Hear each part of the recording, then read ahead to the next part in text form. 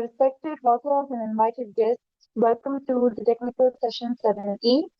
Myself, Gayatri Bulbul, and this session will be moderated by me on behalf of Global Knowledge Research Foundation and GR Scholastic. It is my great pleasure to welcome you to the 10th International Conference on Smart Trends in Computing and Communications, SMARTCOM 2026, Pune, India. The 10th edition of the conference is being held in a hybrid mode. The physical event is being held today in Pune, India, and the virtual event is being held through Zoom from 19 to 21st January 2026. I hope you all will enjoy the knowledgeable session, and in this session, we'll be having 10 presentations. Each presenter will be given 10 minutes for the presentation and 2 minutes for the question and answers. When the 9 minutes mark reaches, I will be giving a gentle reminder to the participants. There's another request to all the participants that you all stay connected with us till the closing remarks. If you have any kind of queries or doubts, you can write it to me in the chat box. And I would like to tell you all that our session chair for today's session is Dr. Parvinder Singh. He hasn't arrived yet, so we'll be introducing him later. And now we can directly start with the presentations. I would like to call upon our first presenter, Buddha Harshanagar Durga Prasad Sir, to present his paper titled Artificial Intelligence in Education, a comprehensive review, comparative analysis, and future research directions. Over to you, sir.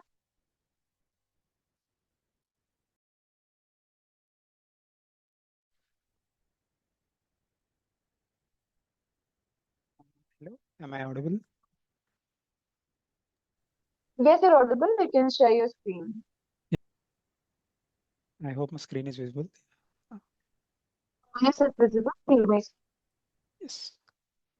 Good morning, everyone. I'm Harsha from AIDS Department of CBIT College from Hyderabad. Today, I will be presenting our work titled Artificial Intelligence in Education, a comprehensive review, comparative analysis, and future directions. As education technology is involving, a tectonic shift. Like we are moving away from traditional teacher-centric systems towards learner-driven, data-informed ecosystems. Like the recent advances in deep learning and large language models are making it possible to personalize learning at a scale. And however, like there is also one challenge that LLMs are currently has a problem of hallucinations, and this is where like we thought of moving to an advanced generative type. Like we moved to retrieval augmented generation, which has become so much important. Like instead of relying on models internal memory, RAG retrieves syllabus aligned content at inference time. Like this grounding significantly reduces the hallucination and improves the factual correctness, which is very critical in education. Coming to my motivation to start this work, like despite the progress, like currently education systems face majorly three issues. First, traditional models are mostly static and lack of real-time personalization. And secondly, hallucination remains a serious risk when LLMs generate plausible content or like incorrect academic information. Also, third point, like the scalability issue. Scalability and privacy concerns make the institutional deployment so much difficult. Like these limitations motivated us to systematically analyze the current existing systems that are currently used in education. I want to give a brief literature review summary that or my title. Like currently in our paper, like we mainly focused on the three different types of systems. One is MCQ generation, which also uses the RAG for syllabus suited. Like basically, this paper mainly covers like the MCQ generation part, and the scope of this paper was limited to only MCQ generation. And second system was Moodlebot, which is a tutoring assisted by vector databases. And third is a GAN summarizer. GAN summarizers are also used in chatbots and all these things, but these are also limited to only chatbots. Like I will discuss this in more detail in the next comparative analysis. Mm.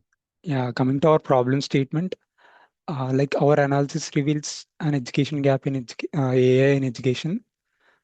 Most platforms rely on pre-trained models without strong verification mechanisms, making them prone to hallucinations. For example, if we consider the model bot, which reports only 8% factual checking specificity, which is risky in academic context. Yeah, thanks. Coming to the comparative analysis, like we compared existing systems across 4 dimensions: accuracy, verification, scalability, and computational cost. While LLM-based tutors promising the accuracy, they often struggle with factual reliability and scalability. And this comparison like helped us to identify where current systems fail and what a better architecture should include. Like the research gaps like we found is from the comparative analysis.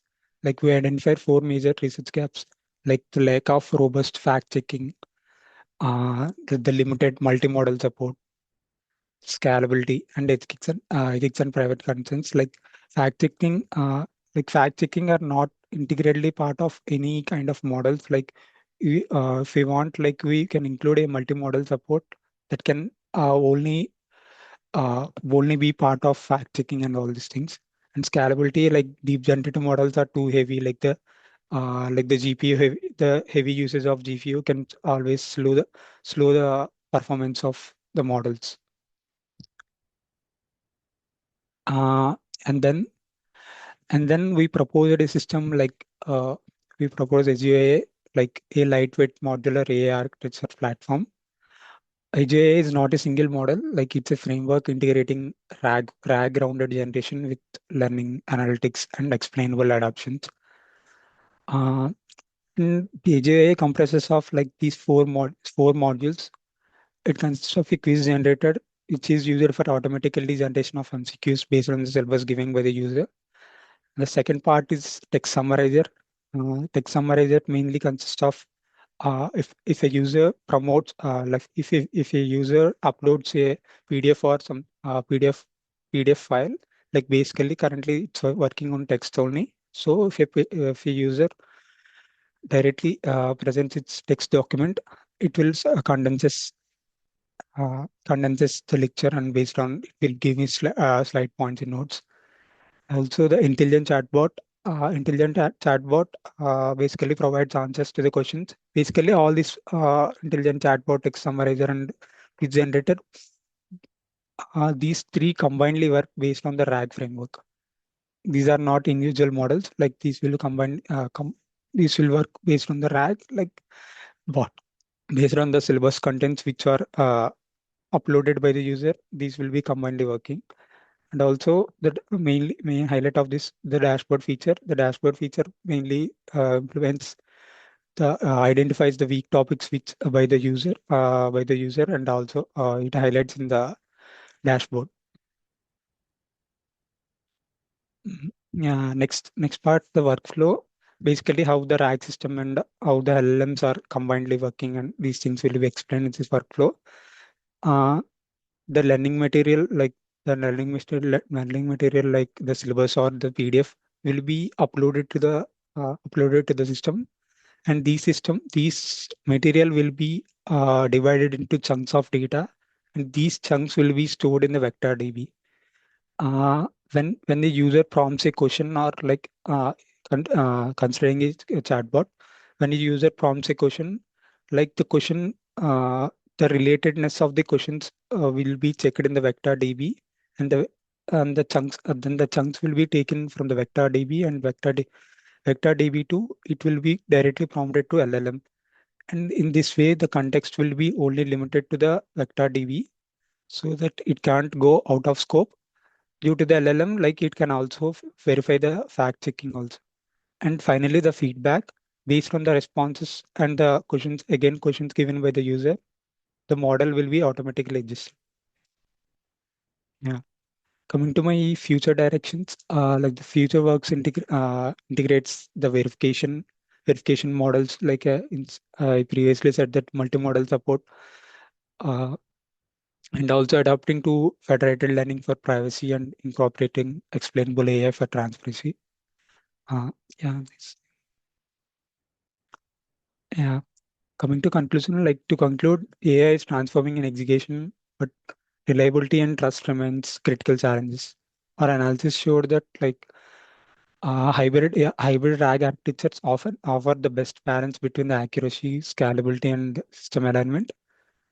And also, Edge AI provides a practical direction towards reliable and transparent education AI. Yeah,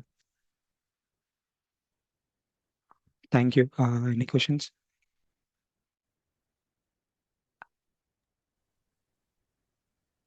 Thank you for your presentation, sir. You may now stop sharing the screen. I would like to call upon our next presenter. Hello, am I audible? Yeah, hello. Okay. Like the question, any questions or like, do I need to wait again? Yeah, you can stop sharing the screen. Thank you for your presentation. Okay. Yeah, I would now like to call upon our next presenter, Yeah, thanks. Bonugu Dimple Ma, to present her paper titled Deepening Architectures for State of Charge and State of Health Estimation in Multi-Cell Lithium-Ion Battery Systems. Over to you. Since we're not getting any reply from mom, I'd like to proceed to our next presenter, Sir Umesh Sai, to present his paper titled Design and Simulation of a Non-Invasive Saliva-Based Electrochemical Glucose Biosensor using Console Multiphysics. Over to you, sir.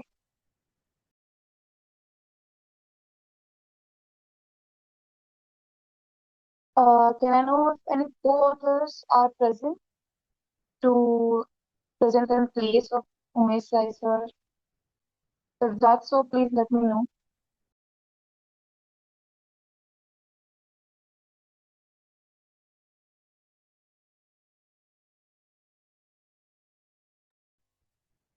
If not, we can move on for next presenter.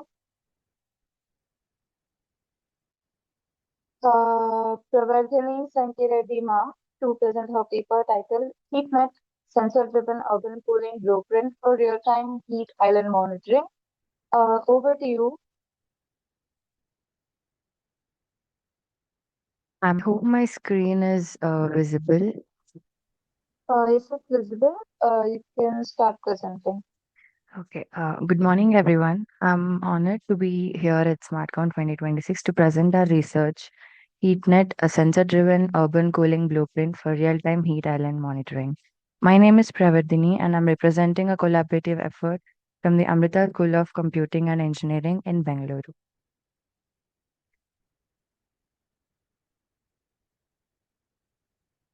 As our cities grow, they are becoming concrete jungles that trap heat. And this phenomena is known as urban heat island effect. And by 2050, over half the world's population will live in these high temperature urban environments. To fight back, we need more than just a general climate data.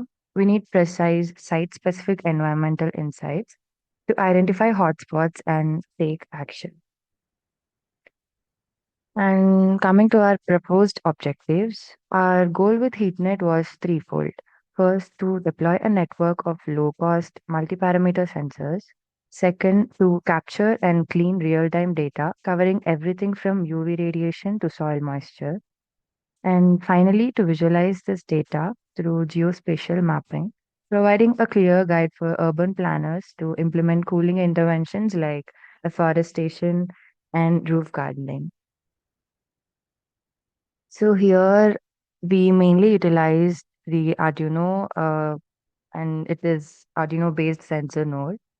Unlike the complex high cost systems, our architecture focused mainly on efficiency. We used a Bluetooth HC05 module to transmit data wirelessly to our centralized platform.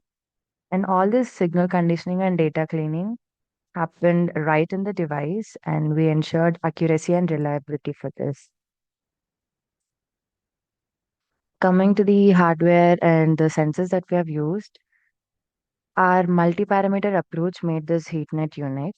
We didn't just look at temperature, we have integrated humidity, light intensity, and UV radiation. So, including a soil moisture sensor too. So, this gives us a 360-degree view of the microclimate. All is powered by a simple Arduino Uno. And you can see here, this is our hardware system that we have integrated in multiple locations to take in data for the further analyzing. And coming to the how we work, the software logic followed a rigorous four-step loop. First, we sample data every minute and validated it by discarding noise, and then evaluate it against some safety thresholds. For example, a temperature of 35 degrees Celsius and or a UV index of 6. So this threshold, if it is crossed, the system automatically triggers an event flag, and this will be immediately transformed into that CSV row that we have linked with this Bluetooth module. And here is our methodology diagram where we take in the data from all these sensors and logged into the Excel so that we can analyze it based on the mappings that we have integrated with.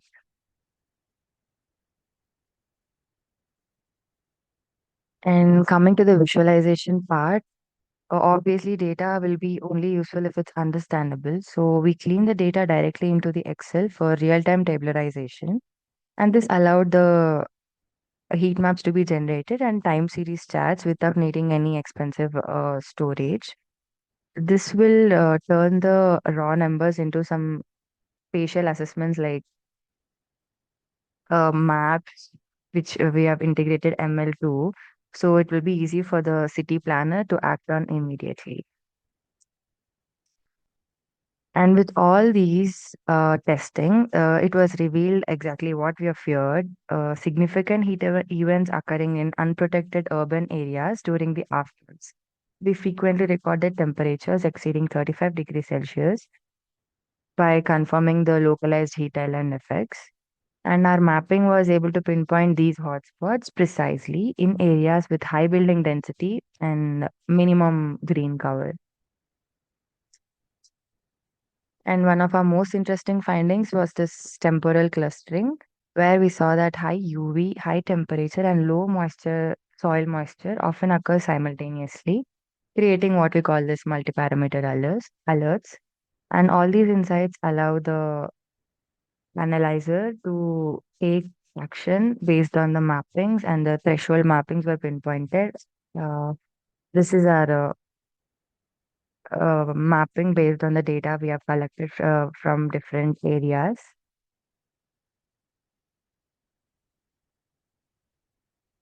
In conclusion, HeatNet provides a low-cost, reliable blueprint for building climate-resilient cities. And looking ahead, we plan to integrate geospatial sensors for full citywide mapping and transitioning to the cloud storage, centric storage for scalable, intelligent urban governance. And with better data, we can build cooler and healthier cities. Thank you, and I now welcome your questions.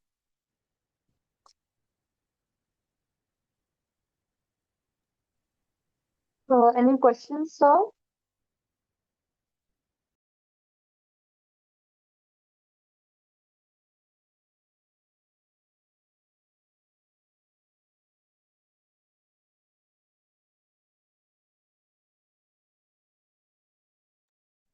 Okay, no questions. Thank you for presenting. I'd like to call upon our next presenter, Gayatri V. Ma'am, to present her paper titled IoT-driven secure monitoring system for chemical plants using machine learning. Over to you. Good morning, ma'am. Am I audible? Yes, you're audible. You can share your screen and start presenting. Yes.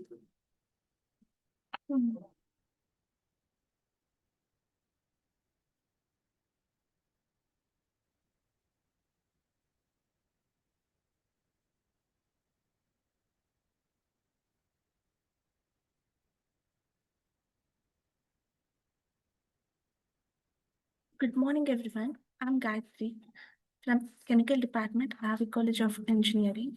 Today, I'll be presenting our project titled IoT-driven secure monitoring for chemical plants using machine learning.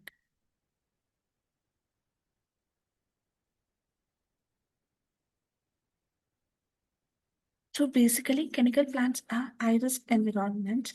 Even a small gas leak can turn into a serious safety issue if it's not detected early. Most of the monitoring systems we currently use are reactive. That is, they alert only after the situation becomes dangerous. Our idea was to make the system more proactive by continuously monitoring our gas levels and predicting unsafe conditions in advance using machine learning. We also focused on two major issues, that is, power failure and network failure, which are very common in industrial areas. We went through the existing research. We found out that many IoT based systems already exist for gas detection, but they depend on continuous power supply and stable internet. If there is a power cut or network issue, the system either stops working or fails to send the alerts. Also, many systems are purely threshold based and do not use machine learning for prediction. These limitations motivated us to improve reliability and intelligence in our system.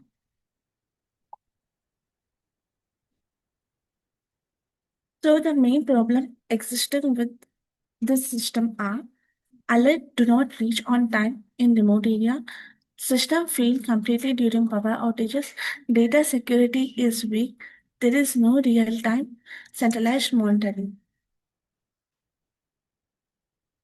Our problem statement is to design a monitoring system that still works even during power cuts and network issues, and reliably detect gas leaks without depending on a constant manual supervision.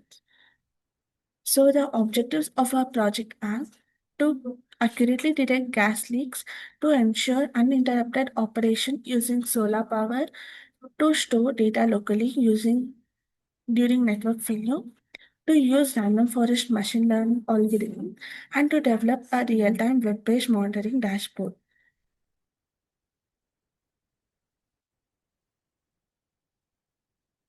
We used MQ2 and MQ135 gas sensors to detect harmful gases. These sensors are connected to ESP32, which processes the data. The data is transmitted using LoRa communication to a Raspberry Pi, which acts as a gateway. If the gas concentration crosses a safe limit, a buzzer and LCD give immediate local alert. At the same time, the data is sent to a web dashboard for remote monitoring. We trained a random forest model using sensor data to classify the environment as safe or unsafe. The main tools we used are ESP32, MQ2, and MQ35135 sensors, LoRa module, Raspberry Pi, solar panel, and random forest machine learning algorithm. For the dashboard, we used HTML, CSS, JavaScript, and Python. This slide shows our working prototype. The transmitter side includes the sensor, ESP32, LoRa module, and solar power unit. The receiver side has the Raspberry Pi, LCD display, and the monitoring dashboard. We tested the system by using simulating gas leaks in a controlled environment. The machine learning model achieved an accuracy of 96%. Local alerts were triggered within half a second. Remote alerts were received in less than 3 seconds.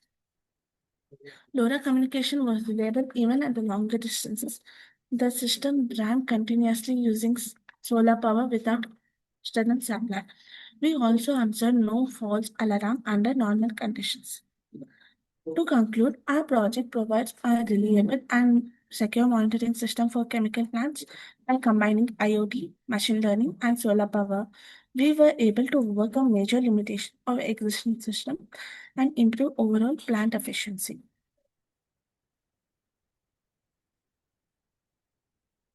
Thank you. I'm open for questions.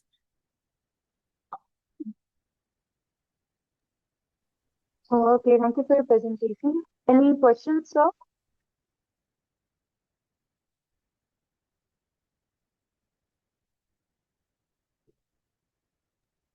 Okay, no questions. Thank you for your presentation. Now, I would like to call upon our next presenter, Roshni Rahul ma'am, to present her paper titled Role of Tectonics and Gen AI in Industry 5.0. Over to you, ma'am. Yeah, thank you. I'm just sharing my screen.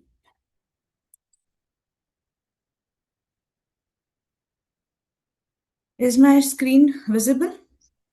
Yes, ma'am, it's visible. Okay. So, good morning, everyone. This is Dr. Roshni Rawal, and I'm presenting on the topic of role of technoethics and generative AI in Industry 5.0. I'm working as an associate professor at Adani Institute of Digital Technology Management, Gandhinagar, Ahmedabad, Gujarat. So, if I'll talk about the history of industrial revolution, because my paper talks about this technoethics and Gen AI in Industry 5.0. So the main thing is that one has to understand the history of this industrial revolution. So Industry 1.0 focuses on steam engine. The major invention was there, and Industry 2.0 focuses on mass production. 3.0 focuses on first computer. 4.0 focus on IoT and ML. Whereas if we'll talk about Industry 5.0, it focuses on cobots, that is collaborative robots, generative AI, sustainability, and human-centric approach. So the objective of my paper is to explore how sustainability and ethics plays a vital role in Industry 5.0 in relation with Gen AI. And another objective is to identify the various impact of ethical approaches on Industry 5.0. So when we are comparing Industry 4.0 with 5.0, so in Industry 4.0, it is basically based on automation and efficiency and data-driven machines were that. But in Industry 5.0, the human-centric approach, the human touch that is going to be considered as human AI collaboration has been introduced in form of cobots and other things. Ethics are there, focus is Industry 5.0 focus on sustainability and resilience. Why we are talking about Industry 5.0? Because there are certain limitations in Industry 4.0. It works on automation, no human touch is there. They are producing robots which are going to work on our the programs that we are going to feed. But in Industry 5.0, the greater technological advancement and in the standardization that has increased in Industry 4.0 that reaches 5.0, it leads to the legalization and some complications, and there rises the the need of ethics. And when technology is going to be have in its advancement kind of aspect, so there are certain kinds of things, certain kinds of rights and ethics are going to be arises which one has to understand.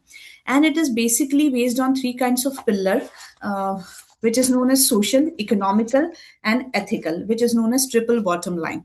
So the main impact of social aspect is sustainability.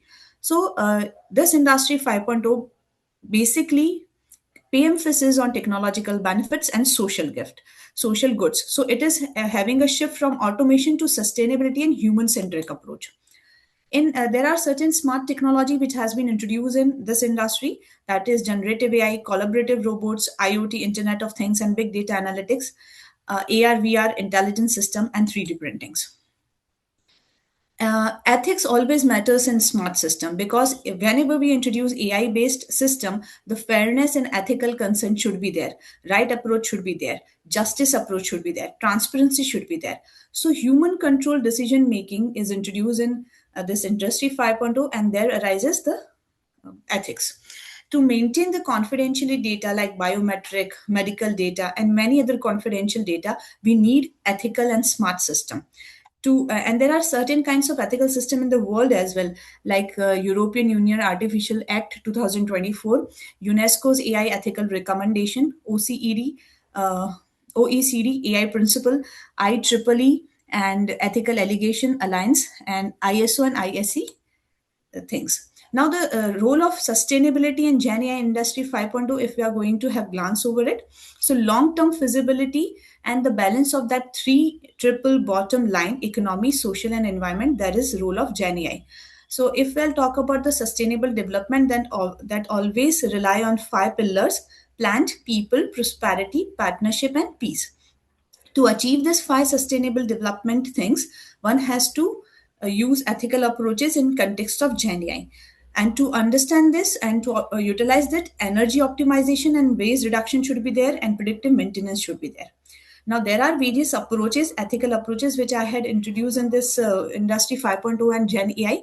Like, first of all, I'll talk about deontology, which is based on deontology approach, duty-based approach. It is paying attention to safety and accountability. So, if we are going to do a technological advancement, but if we are not going to pay attention to the safety of human, so that is of no use. Another approach is utilitarianism approach, which is known as greatest good for the greatest number. So if AI outcomes, which is now being nowadays being introduced in context of social benefit, it is not working, then it is of no use. If I'll talk about the third one, which is virtual approach, which is based on moral values. So here I'll talk about AI collaboration and human dignity on the base of morality, because no technological advancement work without morality. And another one is common good approach. So it is working on broader perspective of AI and having intention of serving large community. So it is going to do the good for the common people at a large and scale level. Another one is hedonymous approach, which is known as produces pleasure and avoid pain. It provides robot to serve mankind to develop future to produce pleasure, not the pain. And it last the justice approach, which emphasize on fair and equality and impartiality. So the techno ethics model, which I had introduced, I had coined the word blend of technology and ethics, which is known as techno ethics.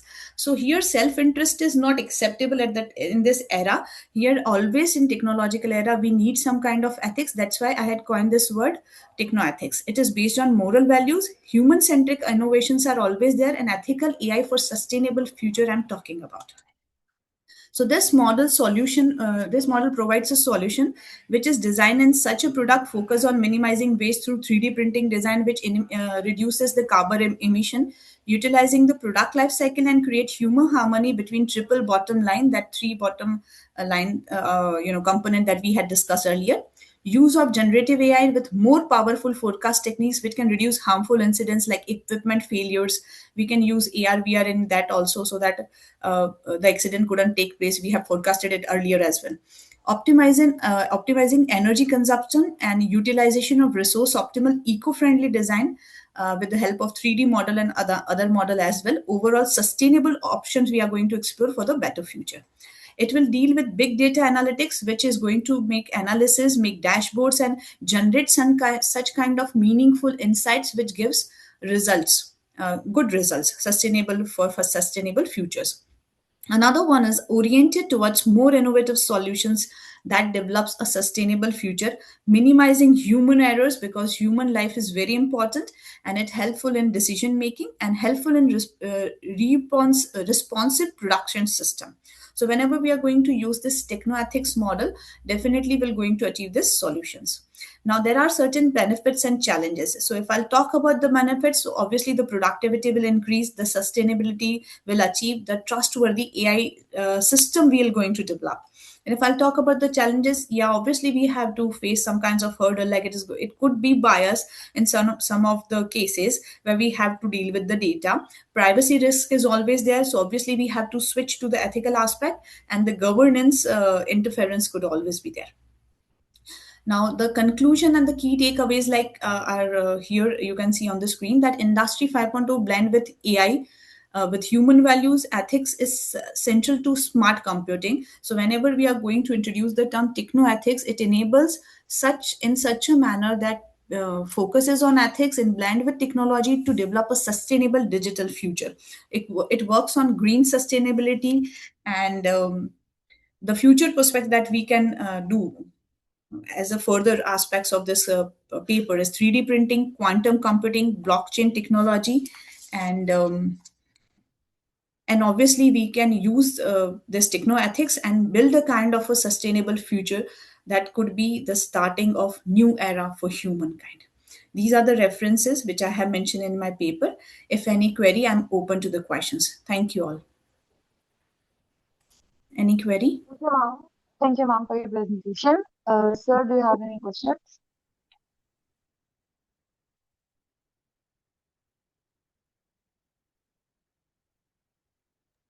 Okay, thank you.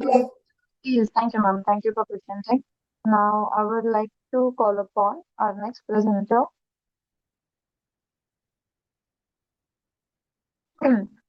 Dhananjay Mankar, sir, to present his paper titled Sustainable Volunteering Among Generation Z, an Attitudinal Survey. Over to you, sir. Sir, are you present? Hello.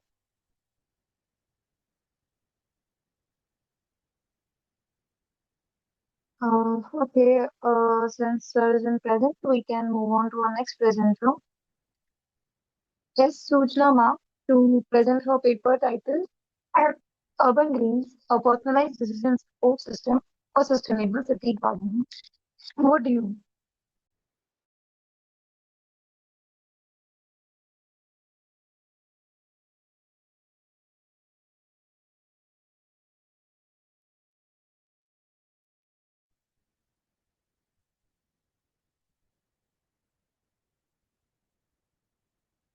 Good morning, everyone.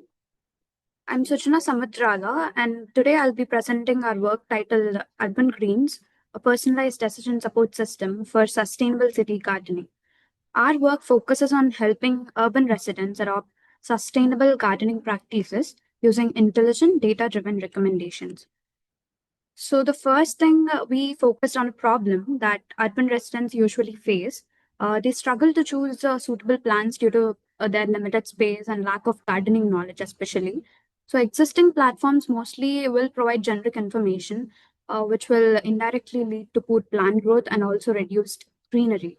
So, address this, we came up with a solution that our paper uh, displays that we propose Urban Greens, an intelligent web application that provides personalized plant recommendations, plant care guidance, and also it shows nearby nursery information using AI and GIS technologies. So, what is the motivation and the need for this uh, application? Is that our motivation comes from the limitations of existing gardening systems. So, most current platforms will lack intelligent data driven recommendations and also do not offer any AI based similarity suggestions. Additionally, users are not supported with location based nursery information in order to access their plant resources, nearby plant resources. So, this gap clearly highlights the need for the integrated and smart gardening support system that will help users in decision making. And then, so we came up with a few objectives. That is, the main objectives of our project are first, to develop a personalized plant recommendation system for urban users. And second, as features, we have implemented the expert space similarity, semantic similarity for just suggesting alternative plants. And third, to provide simple and easy to follow plant care guidance. And then finally, to integrate a nursery locator to help users find nearby plant resources easily. So methodology here, this is our workflow of our system, which begins with user registration and profile setup, where users enter details such as location, space, sunlight, availability, and other constraints. And based on these inputs, a multi-criteria filtering approach selects suitable plants using AND filtering. And then expert embeddings and cosine similarity are used then to recommend similar plants. And here on the dashboard, the user can see these pages: plants, nurseries, recommend, and profile picture. And then technologies. We have used database MongoDB for storing the structured plan data. And for recommending, we have used multi-criteria filtering. And then similarity model, it is sentence BERT along with this cosine similarity. And for mapping, we have used Overpass API. Coming to the outputs, so this is whole working of our application. This is the dashboard where on clicking on the start now, the user can be directed to the profile page and he can set up his whole profile. And then on clicking on the recommend button, he'll be directed to this page where he can just give his constraints, particular constraints like available sunlight, space availability, current season, plant type. And only if all these constraints just go well and or are correct, then only he'll get the recommendations. All the recommended plans are displayed here. And using this, he can easily make his decision to plant which type of plant. And next, in the plans page, we'll see all the plant cards available. This is whole data we have in our database. So on clicking this hibiscus, we'll directly get directed into this thing, this page where hibiscus, all plant care details are displayed here. And also the similar plants. Here, the expert will work along with the cosine similarity. We'll be comparing other plants with the hibiscus details where and then we'll compare the with cosine similarity, and if it is greater than the threshold, that is 0.55, only those plants will be presented here. And all the saved plants, like we can save here the plants or if we want to review again. So this is a profile, and here all our saved plans will be available, and we can just go and look into it if needed. And we can also provide feedback, and then we can also see our previous feedbacks along with the time and date. Here, the nearby nurseries, the nurseries page. So here clearly we can see the nearby nurseries. The blue one is our location, and the green ones will represent our nearby plant resources nurseries. And down a list of nurseries is displayed. So results and analysis, we have done with we have tested all the modules and they were working successfully. And then user authentication and profile features also were smooth. Now coming to rule-based multi-criteria filtering, it has given the recommendation. It generates recommendations within less than 150 milliseconds so that user can again and again query easily. And even complex queries are supported here. Coming to expert similarity analysis, expert is implemented using cosine similarity, as I've mentioned. So we have done a case study on holy basil, that is tulsi plant. Here, the similar plants that are given are like that are displayed are basil and manjari, and those plants are displayed because their threshold was greater than 0.55. So this will ultimately reduce the false suggestions. And then coming to advantages and applications of our work is that it helps beginners and also urban residents in order to choose suitable plants confidently without any confusion. And also it reduces the plant failure through, as we also provide a detailed plant care guide. And then it also promotes sustainable and eco-friendly urban gardening. It can be used by home gardeners, city planners, hobbyists, everyone. Then, as a conclusion, I would say that urban greens will simplify the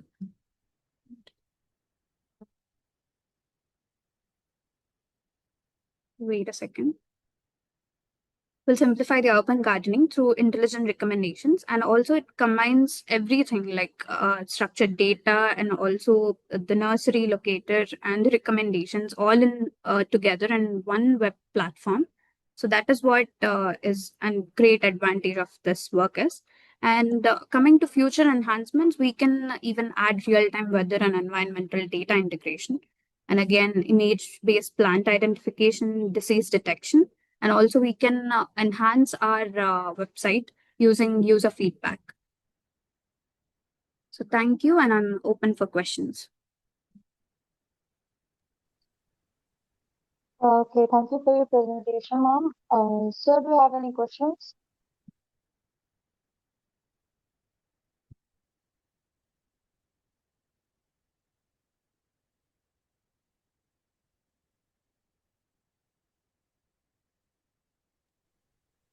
Okay, I guess there are no questions from sir.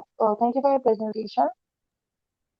I would like to call upon Sir Dhananjay Malkar again for his presentation for the paper titled Sustainable Volunteering Yeah. Among Generational Youth. Good Sir, morning, are you ma'am. present? Yes, Yeah, yes. okay. Over.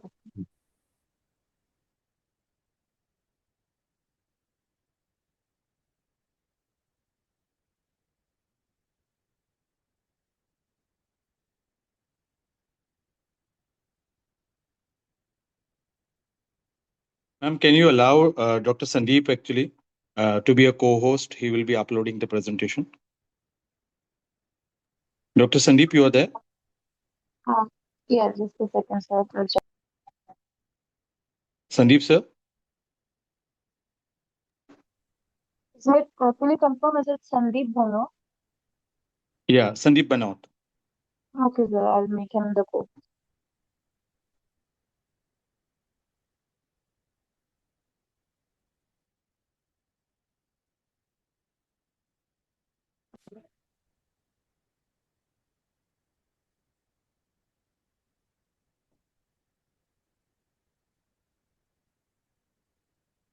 Sandeep, sir?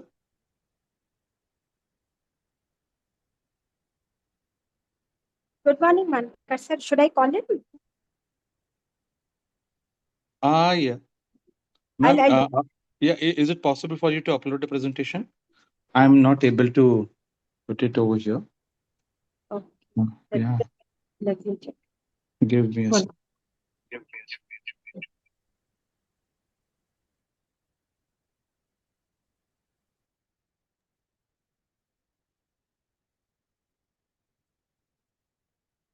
Just give me some time, sir.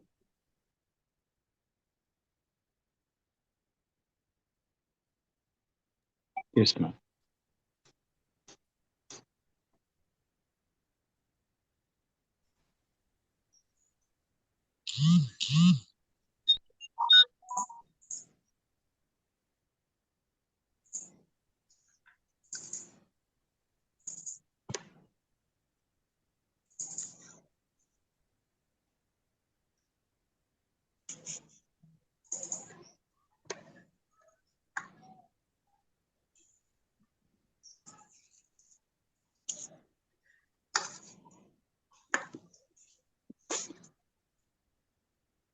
Malkar sir, I'm trying. Okay, ma'am. Okay.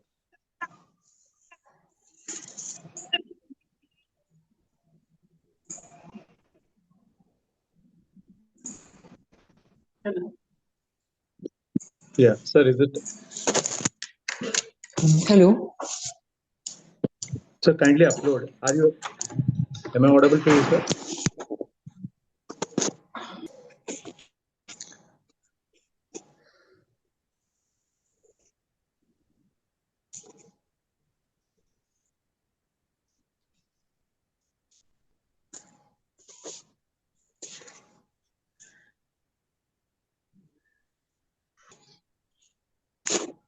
Hello. Hello. Yes, sir. So Hello, you can Malkar sir. upload the presentation. I will just float it. Okay. Okay. Sir, I'll just sir, can you just mail me your presentation, sir? Just one. Can you just mail? Is it possible? Yeah, I put it on the WhatsApp. 1 minute. I have mailed you for the Gmail, sir. If you can see the. If you mail me in Gmail. Okay. I'll just 1 second.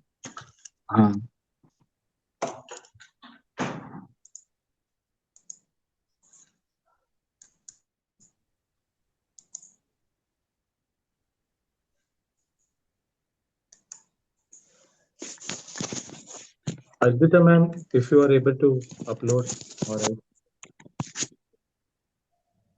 Sir, if it's taking time, can I call the next presenter until that you can get ready?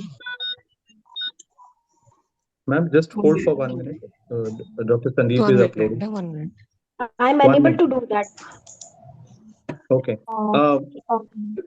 Okay. Can you make Dr. Arjita co-host if you have the presentation, madam, on your desk now? I Okay. have the presentation. Okay. Okay. Okay. I think sir Dr. has already started. Sandeep. Yeah, it's Sir, okay. It's done. okay. Yeah. Good morning to one and all over here. Today, the topic for the presentation for this conference on smart trends in computing and communication is sustainable volunteering among Generation Z and attitudinal survey. Yes, sir, please upload.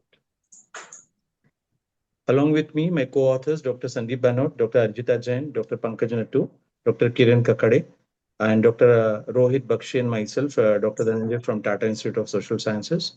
It gives me an immense pleasure to come in front of you to present this paper, which is highlighting the issue of sustainable volunteering. Yeah, go to the next. Yeah. Sustainable volunteering among the Generation Z and attitudinal survey. Yeah. So, yeah, you go for the slideshow. So, talking about a concept as a selflessness initiative, where we find that sustainable volunteering is where individual invest more on their skill times and resources without expecting compensation, and where it rooted in the kindness, which is more with compassion, aiming to improve lives and makes a positive social differences. The demographic focus is like the Generation Z makes us out of the 26% of India's population, according to the EY report, making them vital for addressing the social issues. As it is a selfless act, which means to take a positive difference for individuals, communities, or societies, volunteering is a model in kindness, compassion, and which wish to improve others' life. Uh, yes, put it. Oh, yeah, yeah. Go to the next slide. Yes, next. So what is sustainable volunteering practices at which prioritizes towards a long-term positive impact, and it works more on the inclusive community development. At the core principles, we do find that it is more driven with involving members at every stage from planning to implementation, and capacity building, which is more focused on empowering individuals and communities. It is more culturally sensitive with respect to mindfulness of environmental impacts, and it matters when it extends beyond one-time activities. It's about making a lasting contribution to the social and environmental causes. If I have to give it examples, it is more about environmental conservation, educational mentorship, and healthcare assistance. Yeah, to the next. So, focusing on the literature part, which is more with health and well-being, which indicates about the extensive research on the impact of volunteering on societal and psychological and overall happiness of the individual, which is more on the research which indicates about volunteering increases longevity and reduces the mortality. And for the Gen Z, volunteering is closely tied to the individual values, self-satisfaction, and skill expansion. What comes as the drivers and barriers is like for the drivers, it is a desire for social justice, altruism, and employability. Seeking the barriers, it is more on the academic deadlines, geographical constraints, and digital distractions, which makes like from the studies which has been found, it's more like a personal reputation in the society, which makes it more as an effort for. Next. Coming up to the objectives for the study, it is to analyze the Generation Z perspectives on volunteering, to assess Generation Z attitude towards volunteerism, and to examine the values and motivating factors influencing their participation. And the final objective is to evaluate the impact of volunteering on job performances, employment outcomes. Yeah. Go to the next. So please put the next slide. Next slide. Yeah. For the research methodology part, it seeks a mixed method approach where it combines with the qualitative and quantitative data, more focusing the links between attitudes, motivation, and work performances in Generation Z volunteering. The sample check is 312 sample for the survey respondents in, and for the qualitative part, 20 in-depth interviews with Gen Z students actually in Mumbai, aged 18 to 25. And the tools used for analysis is the NVivo software for the word cloud analysis, and quantitative is SPSS for the structural equation modeling, the SEM modeling. And it is more on checking the reliability and sufficient participant strength that for the findings, which are more suggested towards the motivation influences towards their attitudes and contribution to improve the performance. Next slide.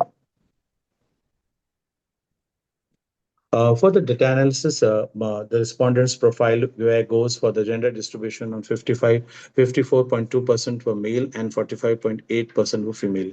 With respect to their academic background, 64.1% for the MBA students and 35.9% for the MCA students.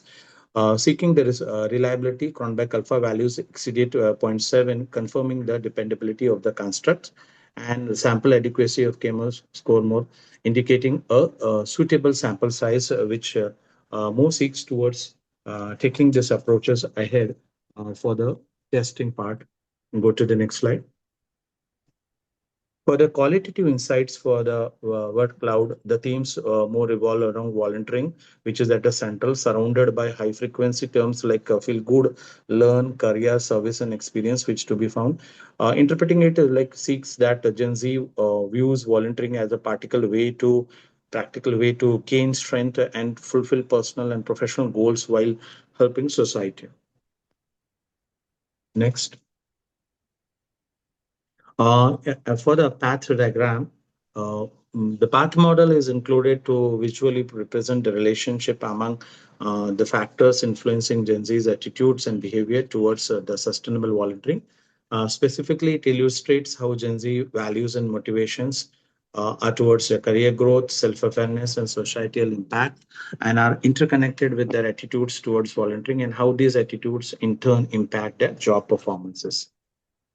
For for the next, for the qualitative results, actually quantitative results, which are more focusing on the model fit indices, for giving more approaches towards the model fit indices for the confirmation, actually where we seek the Cronbach alpha values confirm towards a robust availability, and it indicates the collective indication to a good fit model validating to the proposed framework that we have put up over here.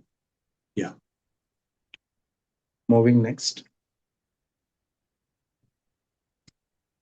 Yes. For the hypothetical testing that we have seen that for the first hypothesis, Generation Z values impact actually for giving Gen Z's values significantly influencing their attitude towards volunteering, which is accepted. Um, Hypothesis two for Generation Z's motivation, which impacts attitudes, motivation, including career growth, self-awareness, feel good, and social impact, which significantly affects the attitude, is accepted over here. And attitudes impact job performances hypothesis being seen as positive attitude towards volunteering improves the job performance is accepted. For a part to give the findings that Gen Z seeks volunteering as a planned and value-driven behavior rather than a spontaneous act. Go for the next slide. Where we, if we think about the benefit, actually what they really seek is more towards giving the construct seeking from the Cronbach alpha, which is more towards pointing that the study reflects on the views of Gen Z studies who reasons for volunteering are often influenced by their academic pursuits and even the career aspiration and the institutional support. So if you talk about the benefit that they are seeking, that is more towards their career growth and moral reasons. So, and the influences which come up with respect to their performances are more of the positive attitude that they build up to that. And for the policy implications part, if we have to come up, it offers more an academic credits, certificates, and even tax breaks for the long-term services there.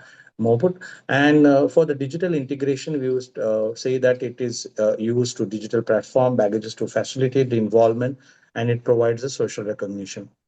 What seeks to come up for the institutional support is like a partnership between the schools, NGOs, and companies to provide mentorship and skill development to this generation plan. And the suggestion points out towards seeking them to provide where this institutions or the civic participation is for normalizing and it values to their part of their life. Where this digital volunteering platform supported by public policy can also make it easier in the involvement of these people. For the suggestion recommendation, I would like to say that the study of Gen Z's sustainable volunteering presents a meaningful recommendation for developing a highly active and leading volunteer base for this group. The alignment of the volunteering activities with the values and goals and Gen Z should be emphasized by organizations intending to hire Gen Z where the virtual part of implications more come up to seek that the hybrid and virtual volunteering to overcome the time and geographic constraint. With respect to alignment, the organization must align tasks where the Gen Z personal and professional development goals need to be seek. And the feedback part to provide timely, constructive, and feedback on the social media to boost their self esteem and consistency. In conclusion, I would like to summarize that the values and motives significantly shape the attitude, which in turn drive volunteer performances. And limitation, the study focuses primarily on the management students in Mumbai. And the future scopus is like expanding this research to diverse regions on North and South India and non-student group like gig workers and young professionals, which would give more benefit actually to understand the views and for the futuristic research for it would say that what motivates Gen Z is more towards not limiting it to only management student, but to understand what it compares actually across the different cultures and organization within the Gen Z. Yeah, and these are my references. Would like to open the floor for discussion if any questions are there for this presentation, which is more. Thank you for your presentation, sir. Parvinder, sir, do you have any questions?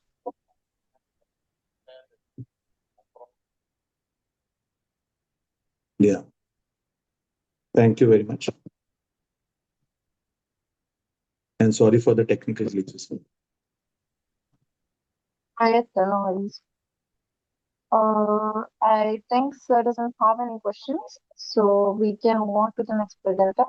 Sir, you can stop sharing. Thank you for your presentation. Thank you. Thank you, Dr. Sandeep. Dr. Archita. Thank you, sir. Thank you.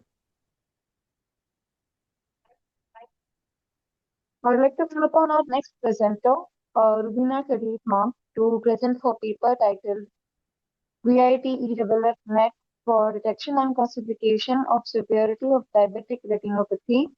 Over to you, ma'am.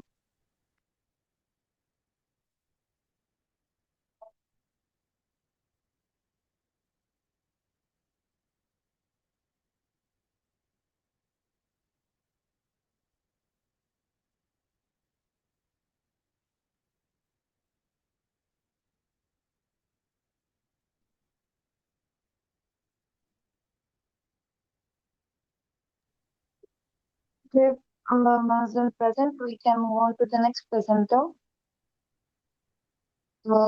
Kambam Sai Satvika who present her paper titled Work Expedio, an AI-enabled system for automated team formation and performance analytics. Over to you, ma'am. Hello, am I audible? Yes, you're audible. You can start sharing this. Yeah, okay.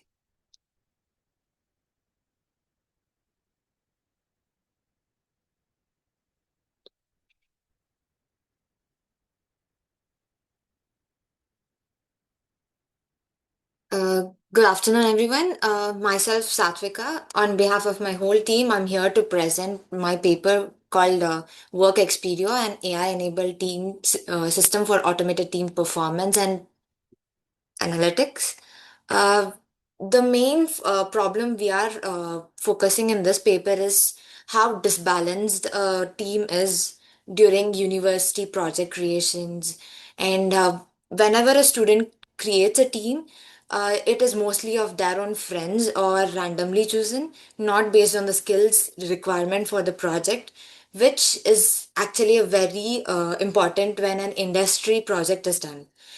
To address this problem, we did a intense research. We didn't find any tool which targets task allocation and then based forming teams based on the skill, and we didn't find any tool which will guide us from the start. That became the motivation for our own project called Work Expedio.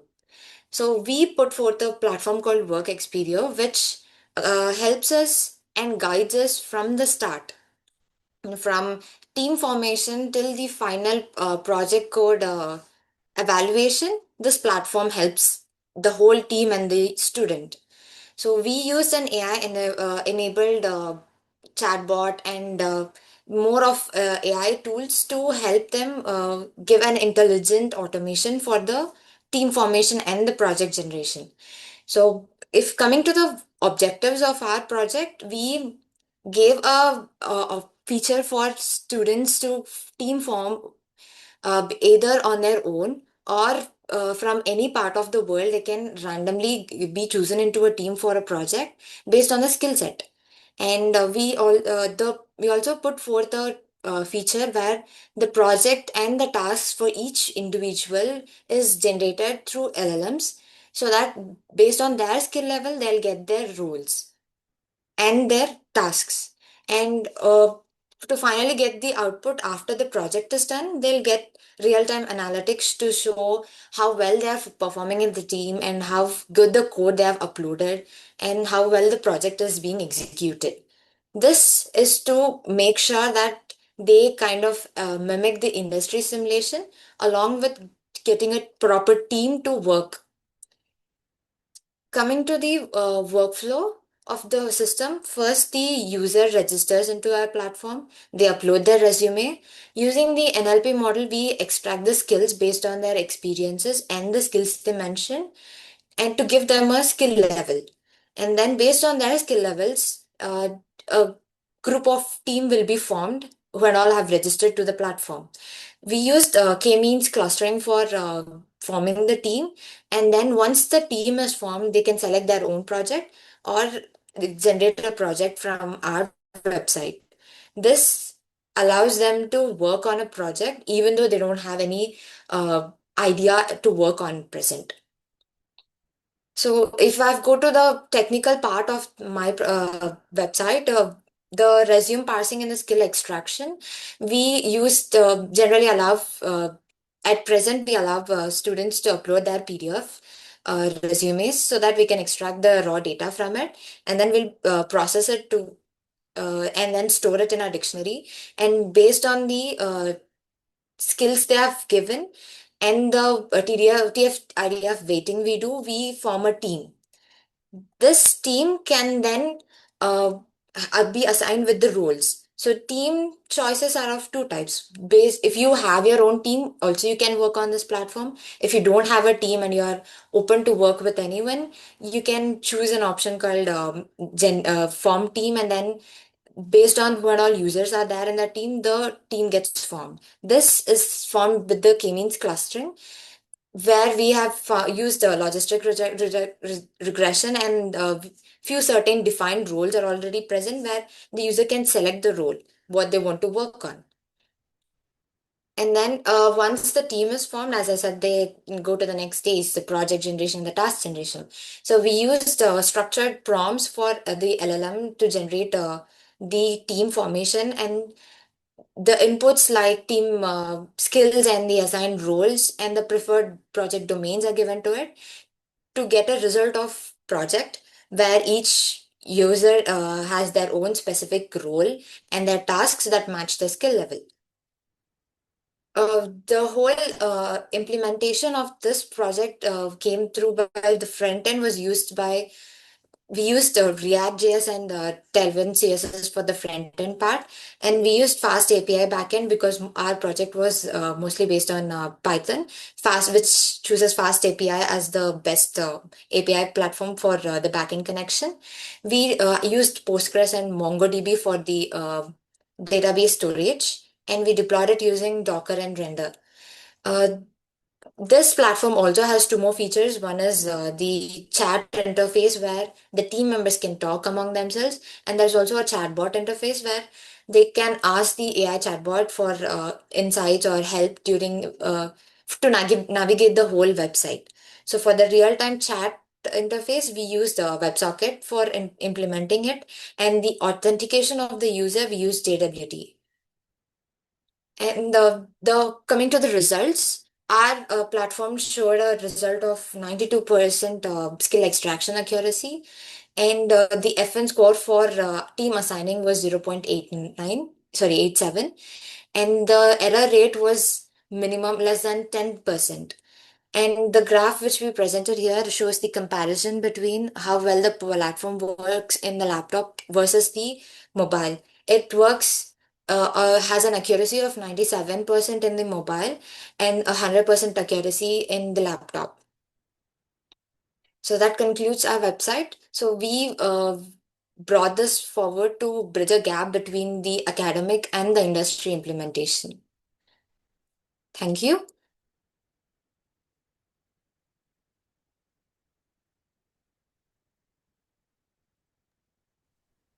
Thank you for your presentation.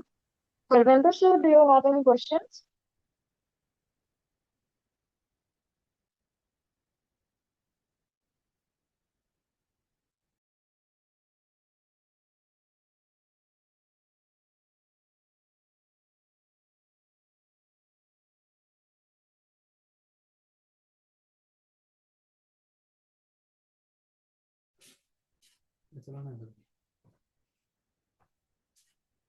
ये आवाज से हाँ जी मैंने by chance गलती से वो दबा दिया था कनेक्टेड तो है ना ये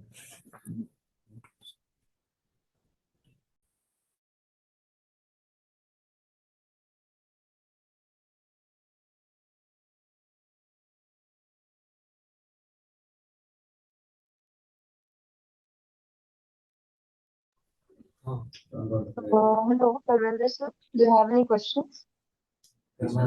So no, for this I don't have any question. So it Okay. Thank you, sir. is clear. Thank you for presenting. I So would like from to audience, call upon anyone can from the hello, hello. Yes, sir, you're audible. From the audience side, if there is any question. So if there is no question, then we can move to the next presentation. Yes, sir. I would like to call upon the next presenter.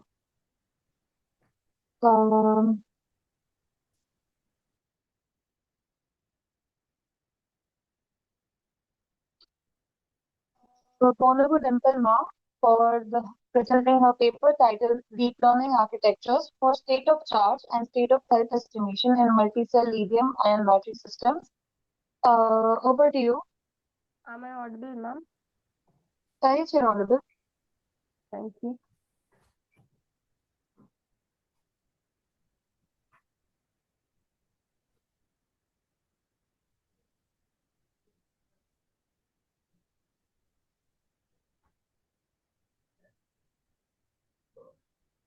Good morning, esteemed committee, fellow researchers and distinguished guests. I'm Dimple Bongo, and on behalf of my team and co-authors from Amrita Vishwa Vidyapeetham, I take this honor to present a paper titled Deep Learning Architectures for State of Charge and State of Health Estimation in Multi-Cell Lithium-Ion Battery Systems.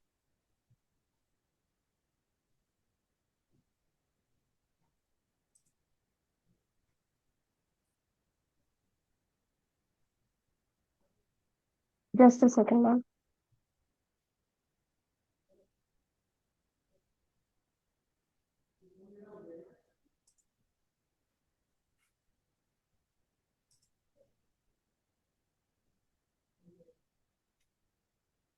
The contents that I'll be covering now are introduction, dataset overview, motivation, methodology, research discussion, conclusion, and impact and future work. So coming to introduction, lithium-ion batteries are widely used in electric vehicles and energy storage systems. SOC and SOH are important terms with respect to them. So SOC basically represents the remaining usable energy in a battery relative to its full capacity. It basically indicates how much charge is left in a battery. Coming to SOH, it indicates the amount of charge currently available in a battery compared to its fully charged state. So it tells how much battery is deteriorated over time. Higher the SOC and SOH, better is the battery. So safe and efficient operation depends on the accurate estimation of SOH and SOC. These states are internal and they cannot be measured directly. So traditional methods which are used before, like the physics-based models and Kalman filters, require complex parameter tuning and degrade with aging. Hence, we propose deep learning model, which is a data-driven alternative. So previous research which was done on lithium-ion batteries were mainly focused on physics-based models, which depend on precise parameter tuning. To overcome these limitations, several data-driven approaches have been proposed. Even ML models such as RF and XGBoost have been used, and they gave higher accuracy. But still, they were limited to handcrafted features and were typically limited to single battery capacity. So more recently, the deep learning techniques, including LSTM and hybrid models, were used to explore and capture nonlinear dependencies in battery data. These approaches showed improved accuracy, and however, these studies were restricted to specific chemistries and they lack scalability to heterogeneous battery types. So this work mainly focuses on convolution neural network-based frameworks trained on large multi-cell datasets, enabling simultaneous SOC and SOH estimation across wide range of battery capacities. So this is basically the overview of dataset. It contains experimental charge and discharge measurements, and this is a publicly available dataset. And the parameters available are the voltage, current, SOC, and ambient temperature. It spans over different battery ranges, which are 330, 660, 1000, 1650, 2000 to 700, and 3300 milliampere per hour. This makes the study reproducible and suitable for benchmarking. Coming to the motivation, the existing estimation techniques fail under diverse operating conditions. Temperature variations significantly affect battery characteristics. Real systems contain batteries with different capacities and aging levels. So this limits scalability in real applications. Accurate estimation reduces life cycle cost and improves operational safety and capacity. Hence, there is a strong need for adaptive and universal estimation models. Coming to methodology overview, we proposed an end-to-end deep learning framework. The main goal is estimation of SOC and SOH estimation. Raw data was first cleaned and normalized, and two models that we used were CNN and DNN. Both these models use identical inputs for fair comparison, and performance is evaluated using R-score and error matrix. This pipeline enables systematic and unbiased analysis. The architecture that we use here is the DNN and CNN. DNN is used for learning complex nonlinear mapping, and CNN learns correlations. Both of them are used to capture nonlinear relations in the battery data.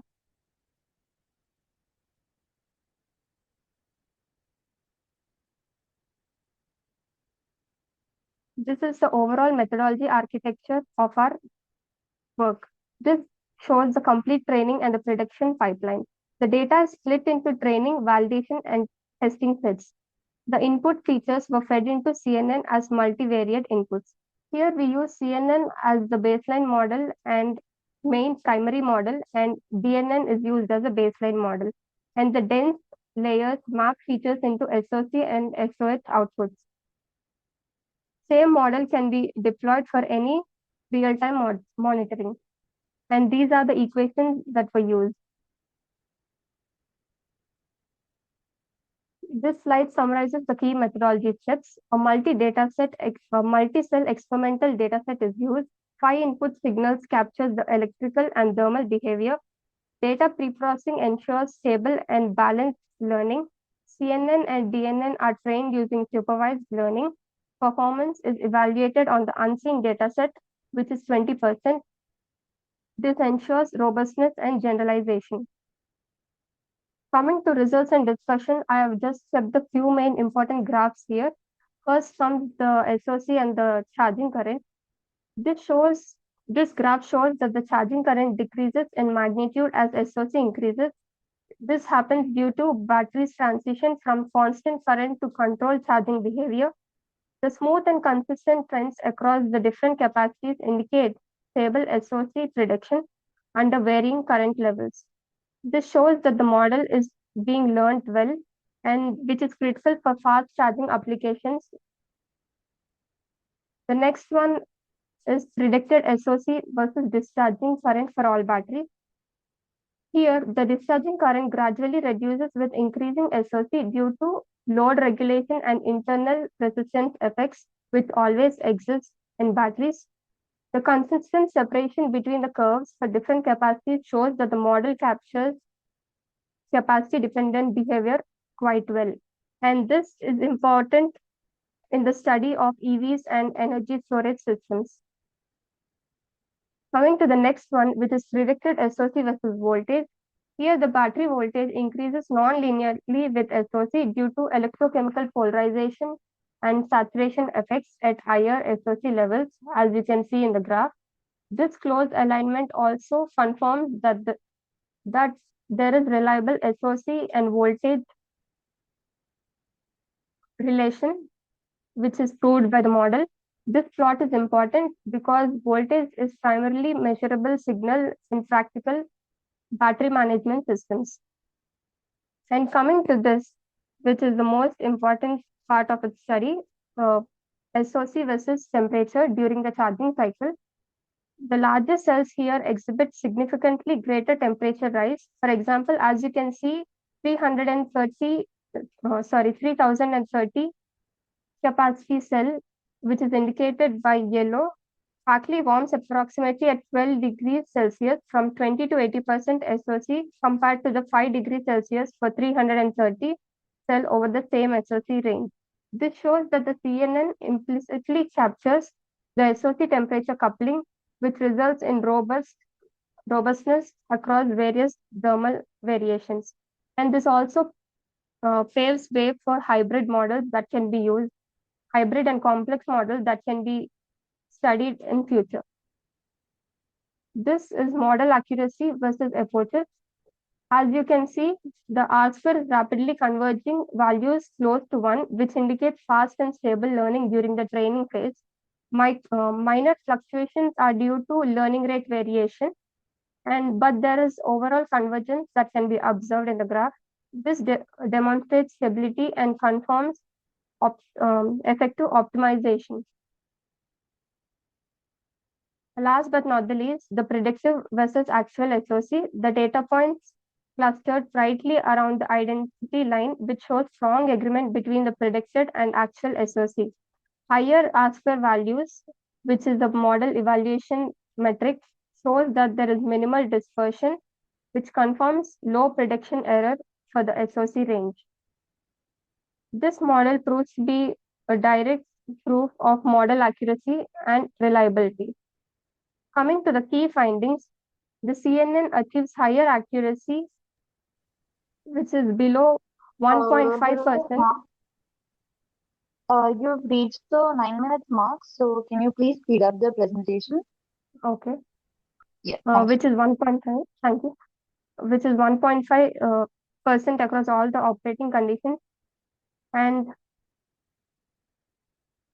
Coming to the impact and applications, this work enables accurate and cost-effective battery estimation across diverse applications. In electric vehicles, improved SOC and SOH estimation directly enhances the range and operational safety. It directly impacts the life cycle of the battery used in them. This can also be applicable to grid storage systems and consumer electronics. Coming to the future work, exploration of advanced deep learning architectures such as LSTM and transformer models is being done.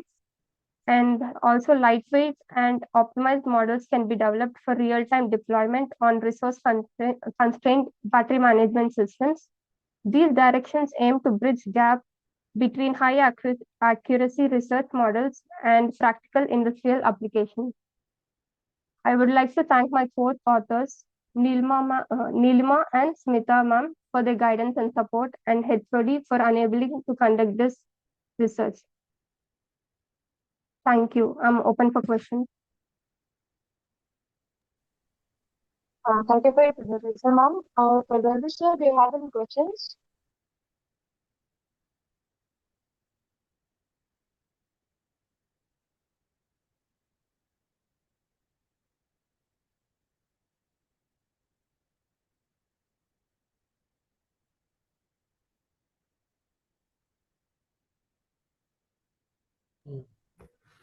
Hello. Hello. Yes, sir, you're audible. Hello. Am I audible? Yes, Yes, sir. sir, you're audible. So you have done CNN and DNN, but the hardware is also plays important role in battery discharging. So how you will manage that? Sir, right now our focus was on computational efficiency, sir. In So future, we'll try to implement hardware also. but how you will manage the thermal effect? Thermal effects, right now, we studied that under CNN and DNN models. Before, previously, this work was not done on multi-cell data. So that is the major novelty. How you can say that it is not done on the previously on multi-cell? So because this data set is a multi-cell data set, and previously there is a paper which is false equal paper. There they only validated the data set and they did experimental modeling on the voltage and other input parameters, but temperature was not studied. And what about resistance? Resistance will include in future work, sir. Oh, thank you. Thank you, sir. Yes, thank you for presenting. Now you can stop sharing the screen. Now I would like to call upon our next presenter, Umesh Sai sir, to present his paper titled Design and Simulation for Non-Invasive Saliva-Based Electrochemical Glucose Biosensor using Console Multiphysics. Sir, are you present?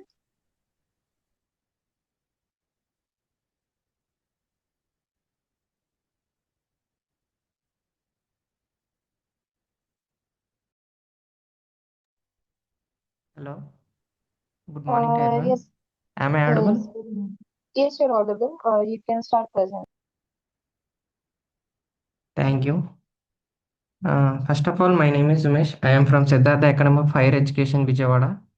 Now coming to my project, we focus on design and simulation of a non-invasive saliva-based electrochemical glucose biosensor using console multiphysics. The main objective of this project is to develop painless and reliable glucose monitoring approach by using saliva as the sensing medium instead of blood. The proposed biosensor operates based on electrochemical principle where glucose present in saliva react with the enzyme glucose oxidase to produce hydrogen peroxide. This hydrogen peroxide is then electrochemically oxidized at the working electrode, generate current that is directly proportional to the glucose concentration. To analyze this process, we modeled a three electrode system uh, and studied mass transport and current response using multiphysics simulation in COMSOL. This approach helped me in understanding the sensing behavior and optimizing its performance before practical fabrication. Now coming to the introduction, glucose is a vital biomolecule that serves as the primary energy and a source for the human body. Maintaining glucose levels within the body, a healthy range is essential for overall health. Glucose monitoring is a critical healthcare challenging affects millions of people worldwide. Diabetes, a chronic disease characterized by elevated blood glucose levels, require constant monitoring to prevent serious complications such as kidney failure, blindness, cardiovascular diseases. Traditionally, people with diabetes rely on finger prick blood glucose tests, whereas small a blood droplet for analysis. While these glucometers are relatively accurate, they present significant drawbacks. The procedure is invasive and painful. Patients often experience needle anxiety and psychological discomfort, and the required for the frequent daily testing leads to poor compliance and adherence. Many patients skip tests due to pain and inconvenience, resulting suboptimal glucose control and increased risk of diabetic complications.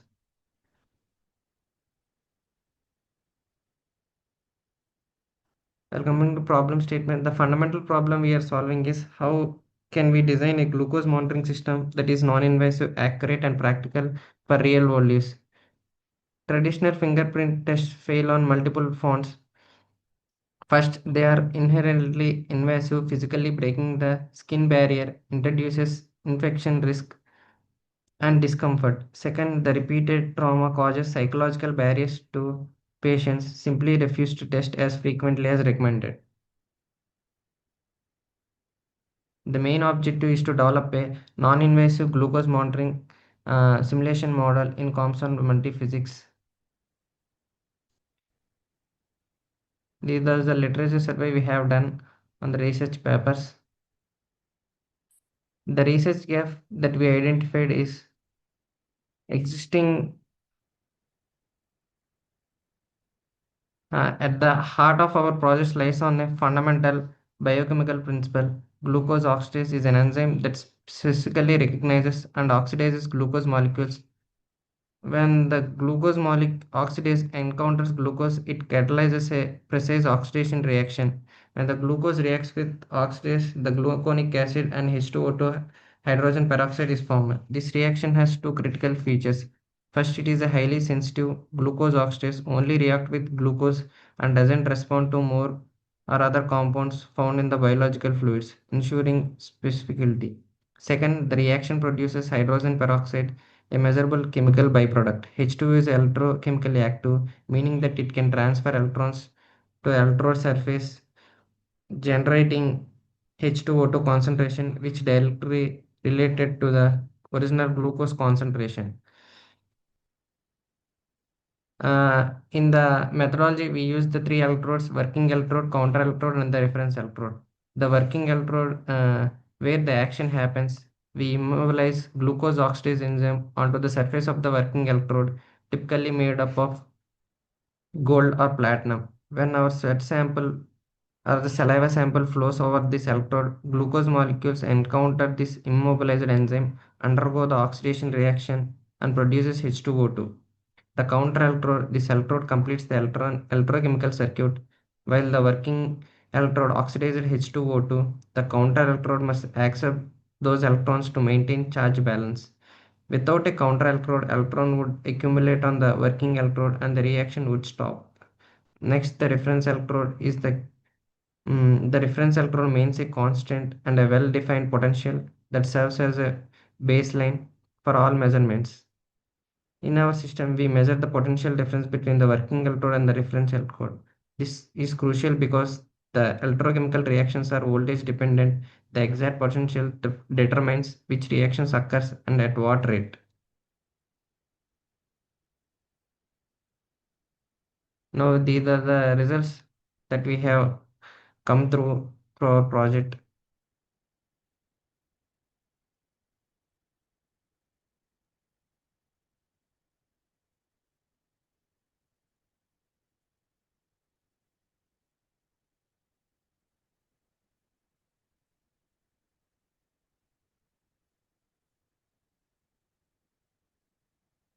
The 1D plot output from the simulation, which plots against current against the hydrogen peroxide demonstrates a linear relationship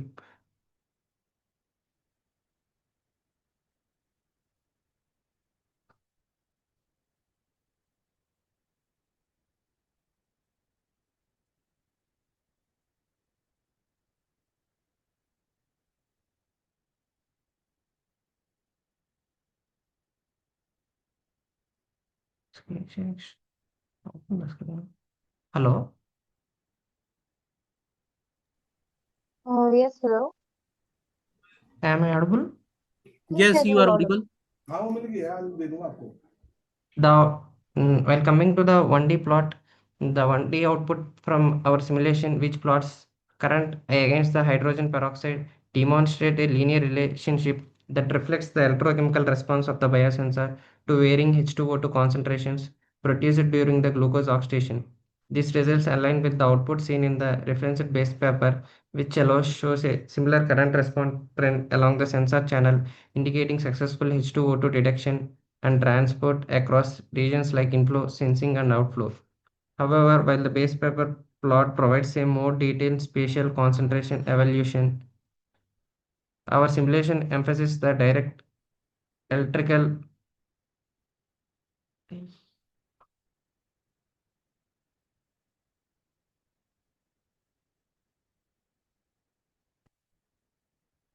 Our simulation emphasizes the direct electrical response, reinforcing the validity of our model in representing real biosensor behavior for glucose detection. While coming to the 2D plot of the current versus hydrogen peroxide represents the spatial distribution of electrochemical activity on the biosensor surface. It shows how the current is generated at various positions on the working electrode due to oxidation of H2O2, which is produced from the enzymatic reaction between glucose and glucose oxidase. The visualization helps to analyze how uniformly the electrode responds to glucose presence and highlights regions of higher or lower current generation. Such a distribution is essential for understanding the electrode performance, ensure it effective sensor design, and optimize the detection of glucose in a non-invasive manner. The limitation of this model is the model does not yet include factors such as sensor fouling, biofluid composition, variability, temperature fluctuations, or mechanical stretches that could affect the real-world sensor performance. The future scope for this project is to build a real-world prototype and fabrication, and have to increase the accuracy for this project and the sensor optimization through the machine learning. The social impact is to reduce the pain and discomfort associated with the traditional finger prick glucose test, encouraging better adherence to regular monitoring, enabling individuals with diabetics to monitor their glucose levels more frequently and conveniently. It also promotes an early detection and intervention of pre-diabetic individuals, reducing the burden on the healthcare systems, minimize the need for hospital visits and expensive glucose testing equipment, benefiting both patients and healthcare providers. Thank you. I am open for any questions. Thank you for your presentation. Parvinder sir, do you have any questions? Yeah, so can you show us your base paper? Wait a minute. Hello? Yes, sir. Yes, sir. Wait a minute. You have compared with your base paper now. So can I see your base paper? What is your base paper? Just wait a minute.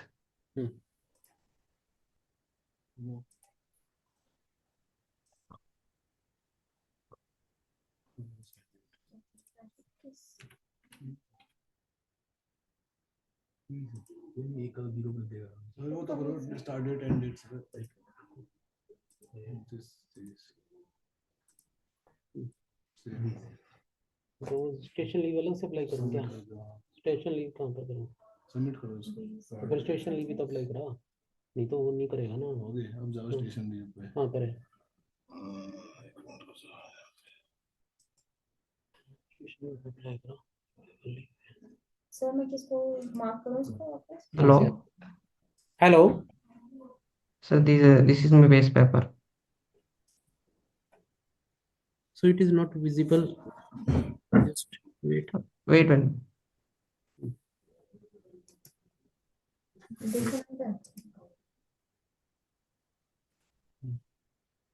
Click है ना तो DS secrecy को करना है या CO को करना है? 29 से डाल देता हूँ ना 29 से ही कर देता हूँ ना डीएस सीक्रेसी तो कोई बात नहीं फिर भी डाल देता हूँ टाइम कब से डाल दूंगा 1 बजे से Sir, it is restricting me to share the screen, sir. So can you share the detail also? Share the detail. The paper, your paper detail. publication details.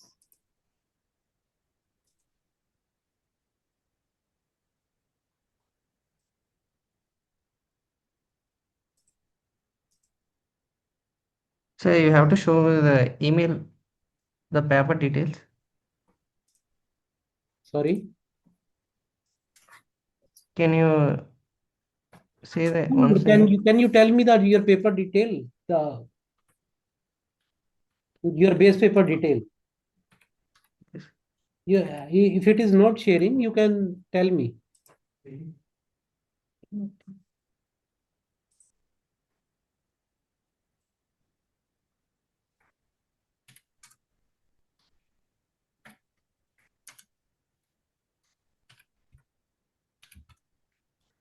The base paper based on the medical diagnosis of designing and modeling of electrochemical glucose biosensor using enzymatic based glucose So in which detection. journal, whether it is a journal paper or conference paper?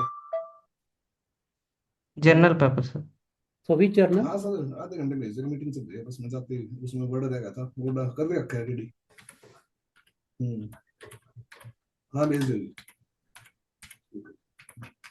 It is a conference paper, not a journal paper. So that's the paper name is Design and Modeling of Highly Sensitive Glucose Biosensor for Lab on Chip Applications. So it is in which conference? And on Springer Nature. No, Springer Nature. In which year? 2021. So then afterward, so there may be a lot of other works. So maybe in some journal. So you must see those work also, no? Okay. Okay. Okay. Thank you. Thank you, sir. Thank you for presenting. Now I would like to call upon the next presenter. Rubina Sharif to present her paper titled BIT-F-NET for Detection and Classification of Severity of Diabetic Retinopathy. Over to you. Good morning, everyone. My name is Rubina Sharif. Let me share my screen, please.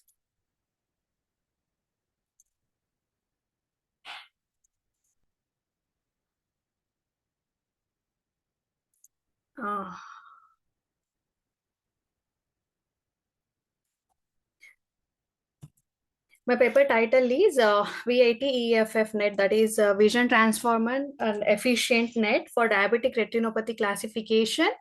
For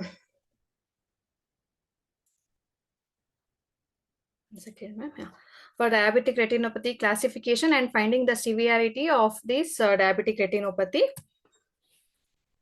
So the diabetic retinopathy is a degenerative eye disorder that is caused by a higher glucose level, and it can lead to it can damage to the retina. It is very crucial to detect the diabetic retinopathy in the earliest stages. If it is not detected in the earliest stages, that can lead to vision impairment, permanently vision loss to the diabetic patients. Standard convolution neural network technologies, they can miss out small lessons, or they can fail to correlate distant lessons across the retina. So we have come across an hybrid methodology, VIT-EFF net, that combines the multi-scale convolutional box with the efficient net box. This enables the future extractions across the multiple scales and across multiple different types of lessons across the retina, and also it captures the long range spatial interactions of the retina. by using the vision transformer attention box. Let's introduce my topic. Diabetic retinopathy, as I said, it's a very common eye disease which can directly relate to the vision threatening complications of the diabetics. Around 422 million people are suffering from the diabetics. Within it, 1/3 of the diabetic patients are facing this diabetic retinopathy eye problem. Early detections are very challenging because it carries very mild asymptotic retinal impairments like microaneurysms, which is very challenging task to detect it. So we require an automating screening methodologies that can minimize the human efforts, and we can move to the proper characterize the lessons like microaneurysm, hemorrhages, exudates, cotton wool spots, which are related to the diabetic retinopathy pathologies on the retina. And effective automated systems requires a convolution neural network architecture that is capable of detecting all these different lessons and different types of lessons, and classify the exact features which can help us to classify the DR severity.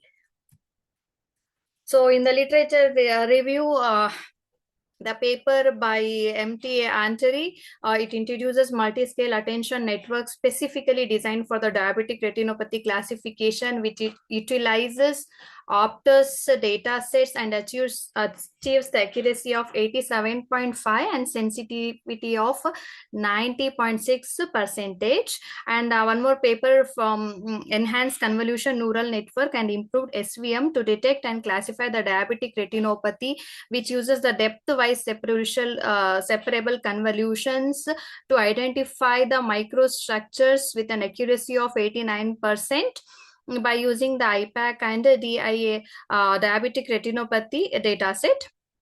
One more study named as task optimization vision transformers. They have adopted self-attention mechanisms to classify DR stages and achieve the accuracy of 99%.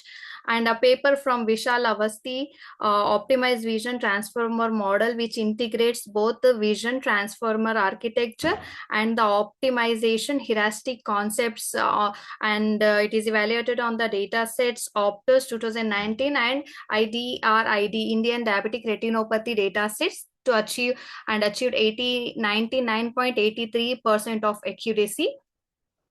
And one more research paper utilizes efficient net future architecture, which is specifically designed to overcome the challenges posed by low quality fundus images, because as we have seen, the fundus images are taken from different environments. So the images can face with a lot of noise, and they have captured low quality fundus images. To overcome this, they have introduced this multi-scale efficient net fusion architectures on MESSIDR 1 and IDRD datasets.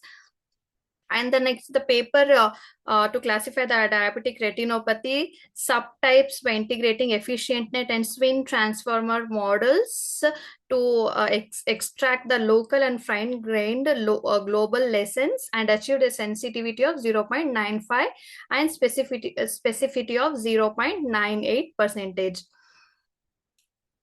And one more paper, they have utilized self-attention mechanism with the vision transformers to explore pre-training using the mask auto encoders to achieve the accuracy of 93.42%.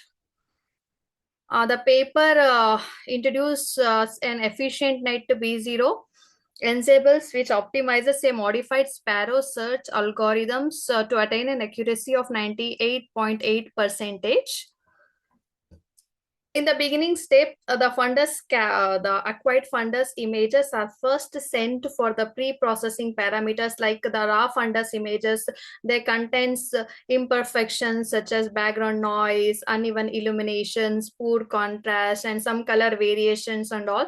To come across all these and to enhance the overall image quality, to improve the model's ability we have come across this pre-processing parameters like clay. Clay stands for contrast limited adaptive histogram equalization that enhances the local image overall contrast and prevents the over noise amplifications. Next is this: after the clay, the images are modified by applying the gamma corrections. The gamma corrections where we brighter areas we darken by the value less than 1, and the darker areas are brightened by the value greater than 1, just to get all the this process is done to get all the futures to highlight the features or abnormalities in the retina. And in the last, the median blur is applied to reduce the noise without affecting the important edges within the fundus images. The data sets we have used in our study is IDRID, Indian Diabetic Retinopathy Image Data Set, which carries 516 fundus images of the pathologies like hard exodus, soft exodus, microaneurysm, hemorrhages. And messenger 2 data set, it carries 1748 high resolution retinal images. Each image has been graded into one of the 5 level of DR severity. DR severity means in what stage the current the patient is in suffering this DR. And our proposed VIT-EFF net, first we train the multi-scale convolution using the efficient net fusion for future extractions, and then we combine this with the vision transformer based self-attention blocks to classify the DR severity components and to identify the DR lessons effectively, which can vary from sizes like the tiny microaneurysms to the large hemorrhages, exodus, cotton wool spots, etc. The multi-scale convolution architecture within the CNN frameworks, we excel it to identify the different DR lessons. It directly tackles the challenges of the size variability that hampers convolutional detection techniques. The DR pathologies encompasses the abnormalities like microaneurysms, which are smallest initial dot on the retina, and coming to the next, medium sized hemorrhages like a dot and blot, red colored dots on the retina, and hard exudates, large cotton wool spots. These are the various sizes of the pathologies which we can observe on the diabetic retinopathy patients retina. And efficient Yes, nets. ma'am, you've reached the 9 minutes mark. So can you please speed up the presentation? You have 1 more minute left. Okay. Yes, ma'am. Thank you. So basically efficient net we have used for the feature extract as a fundamental backbone for our model. It acts as a future extractions, and the VIT vision transformer attention based modules has been excel with it to get the broad conceptual patterns across the retinal fundus images. Initially the VITF efficient net, initially the local features are extracted to capture the subsequent to capture the smaller pathologies, and with this VAT self-attention layers has been used to get the global retinal context for the feature extractions.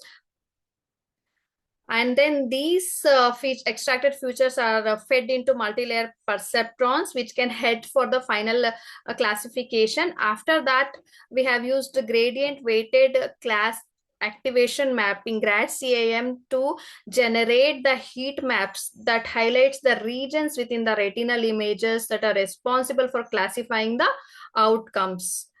And a proposed model VAT-EFF net has achieved the accuracy of 85.3%, sensitivity of 83.2%, and percentage and specificity of 96.2% into all the 5 DR classifications on the dataset IDRID and messenger 2.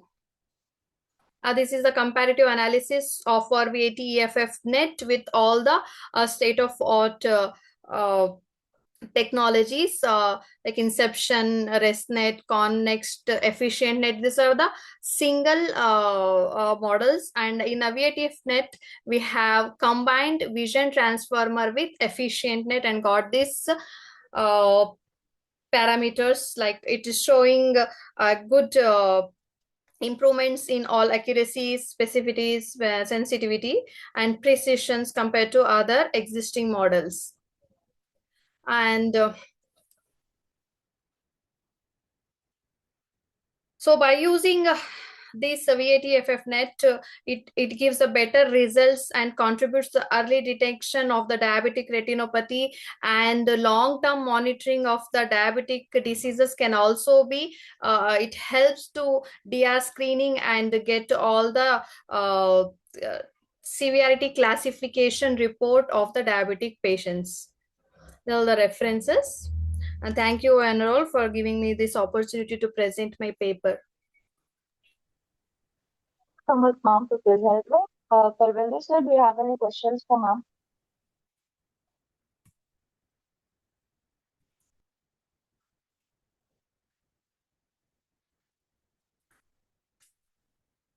Hello. Sir? Am I audible? Yes, sir. Yeah. So you have done severity of diabetics retinopathy, but this is your base paper. So whether you have done some do some novel work or done some hospital work or some taken data from hospital or Yes, something sir. like that. Yes, sir. Yes, sir. I have visited to the eye hospital called as Vasan Eye Care, and I have collected all the necessary information about how the screening process is, ongoing screening process is going on in currently in the hospitals, and I have collected some of the data from it. I have used that data to test my model. So how much data you have taken from the hospital? Sir, around 412 images I have collected. From the hospital only? Yes, sir. From the one hospital or more than one hospital? Sir, from more than one hospital. It's currently I'm doing my research in the Siddhartha Medical College. From there also I have collected the images, and from Vasan Eye Care Hospital also I have collected the images. But I have got the ethical assurance from these institutions also. Okay, good. So have you taken data from online also or database? Yes, sir. Also? Yes, sir. From online, I have taken the data from the IDRD datasets and Messenger datasets. Okay, so then so you have 82%, I think 83% severity you have taken, you have shown. So Yes, what sir. about the remaining, the correction, because it is related to eyes. No? Yes, So you sir. are saying that accuracy is 82, 72%. So what is your accuracy? Sir, my accuracy is 85.3%, sir. 85.3%. But Yes, so do you think that only 85 with the 85.3% we can proceed further? No, sir. No, sir. I need to do the future implementation on my model to increase my accuracy along with other parameters also, sir. Okay, I need to okay, fine thank you. tune my model, sir. Okay, thank you. So good work. Okay. Thank you so much, sir. Well, thank you for the questions, sir, and thank you for presenting. Any other question from the audience?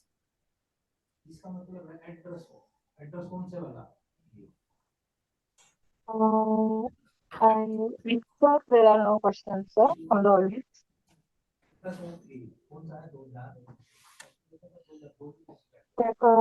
Thank you, Rubina ma'am, for presenting. You can now stop sharing your screen. Thank you so much, ma'am. Screen कैसे shot लेते हैं? कहाँ पे? Now, since all our presentations are done, I would like to move towards the closing remarks of the session.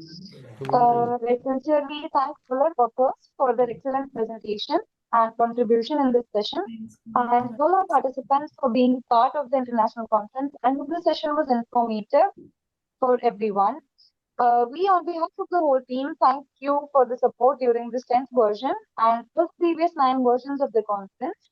And we'll be happy to have you in the 11th version in 2027 as well. The presenters will be getting their digital certificates through email within 2 days, and the publication will be live within 7 to 8 months. Kindly cooperate with the team of SMARTCOM 2026. Lastly, I would like to thank our session chair, Dr. Parvinder Singh, for chairing this session.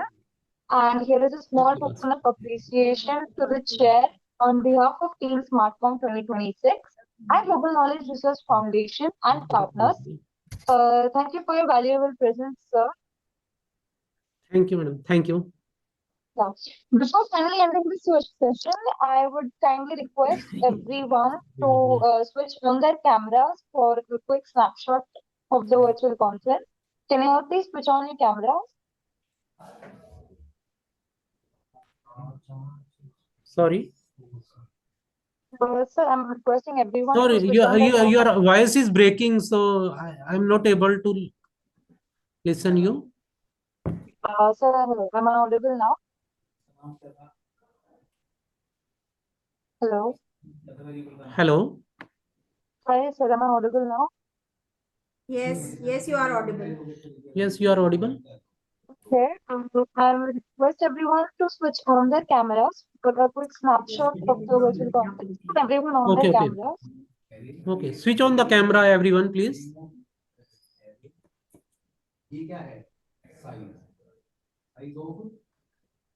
I'll just take a snapshot quickly.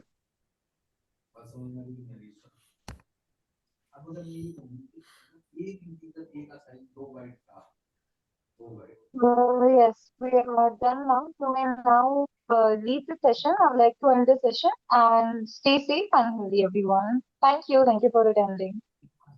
Thank you.